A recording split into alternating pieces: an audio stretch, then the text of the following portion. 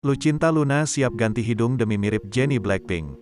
Memiliki keinginan untuk tampil mirip dengan ikon pop Korea, Jennie Blackpink, Lucinta Luna kini mengaku siap untuk operasi plastik ganti hidung. Ia tak ragu untuk kembali melakukan operasi plastik. Lucinta Luna nampaknya memiliki tekad kuat untuk melanjutkan perombakan tampilan wajahnya. Padahal diakuinya sendiri, tak sedikit operasi plastik yang sudah dilaluinya, bahkan jumlahnya mencapai 20 kali operasi. Lucinta Luna pun tampak mengucapkan perpisahan dengan bentuk hidungnya baru-baru ini. Tampaknya Lucinta Luna akan merubah hidungnya lebih dahulu. Diketahui penampilan Lucinta Luna makin hari memang makin cantik. Lucinta Luna yang merupakan transgender, kini sudah berwujud bak wanita asli. Tak puas, Lucinta Luna kini benar-benar akan membuat wajahnya mirip Jennie Blackpink.